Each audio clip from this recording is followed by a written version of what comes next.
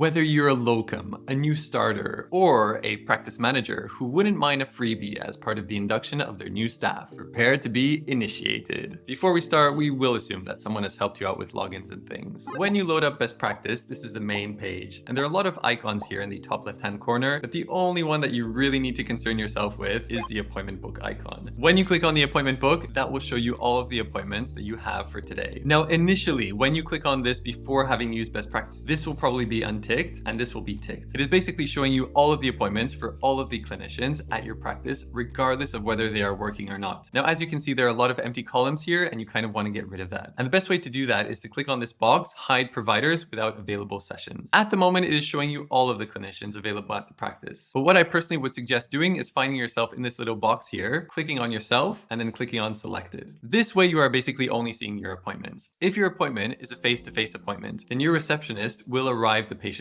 for you. Now, as you can see, their name has changed to yellow. Now, if you want to open the patient file from here, you basically just double click on the patient. In the top left-hand corner here, you will have all of your patient's details. So their name, their address, their Medicare number, occupation, if you have added that. As you can see here, there is a timer that's ticking away. This is obviously relevant because the Medicare numbers that we bill often will depend on the time that we have spent with the patient. Right underneath the patient details, you have the allergies, which can be quite useful. And right next to it, you have the notifications, which are kind of little reminders for you. Now, the little box here on the left-hand side is probably the most important bit when we're talking about your patient file. Let me go into a test patient and I can go into a bit more detail of what these boxes actually mean. If we go down to the box on the left-hand side that I spoke about already, the first thing you want to click on is today's notes. And this is where you basically fill in your details. What I would probably suggest at the start of your consultation is make sure you choose the right visit type. And you can do this in this little box here. If this is a face-to-face, you're going to be wanting to click on surgery. If it's a telephone, then you would click on telephone. And this is obviously important for medical legal reasons. Now that I've put in a little bit of a history, I will often follow up with an examination, if relevant, of course. At this point, I will document a plan, which I have outlined below. So this is basically your current consultation. Now, if you want to see the past visits, you will go down to the left-hand side and click on past visits. These are the doctors that have consulted with the patient, the reason for the consultation, and you can see there's not much filled in here. But nowadays, once you finish a consultation, it will usually prompt you for a reason for visit. And that can be really great to go back to previous consultations that pertain to that particular thing that you're talking about. So when you are documenting the reason for visit or the diagnosis, and you can see this at the bottom of today's notes, that will typically pop up in the past history. So I'll just give you an example here, and I will add anxiety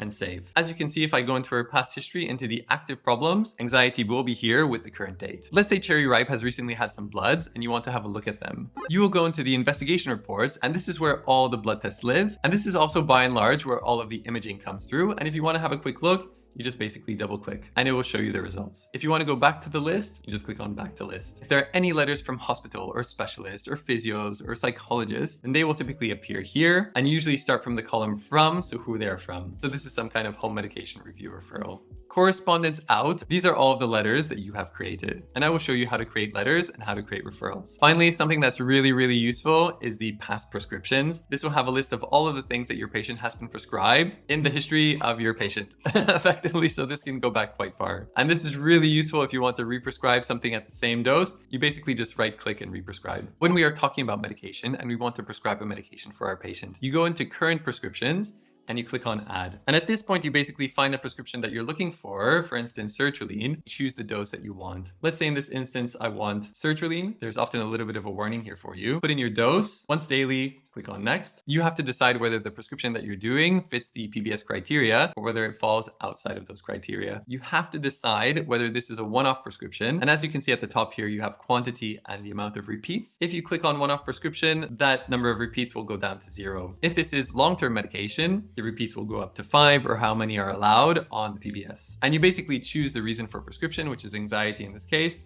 and you finish. Once you have added that prescription, you can see that there's a little tick in the tick box here, and that means that you can print out that prescription. So if I click on this and click on print, that prescription will print out. Let's say at this point that we want to do some routine blood tests. Now, where you will find the blood test is here in this little test tube, and it's called pathology request. You basically click on this and a new window will pop up. Choose the test that you want, or you can basically just free type in the other box. And what is often a good idea is to add in some clinical details here. When you are done, just click on print and that will print out for you. You can give it to the patient and then the patient goes to the path lab and they have the blood test done. And similarly, if you want to request some imaging, you will go into the imaging request, which looks like a little bit of a chest x-ray. And if you click on that, another window will pop up and you can basically choose what kind of test you want. Print, and then similarly, she can take that request to the radiology department and they can do that test for her. Now there are two more things I want to show you. The first is how to do a referral and the second is how to do a medical certificate. And they're actually right next to each other here at the top. If this is the first time that you are using best practice, then there will be nothing here for you. You have to click on add and then you have to find the document that you want to add. And if I double click on referral, it will pop here as a commonly used letter. And if you double click on that, you can see that the referral is starting to load up. If you want to print out the referral, you can click print.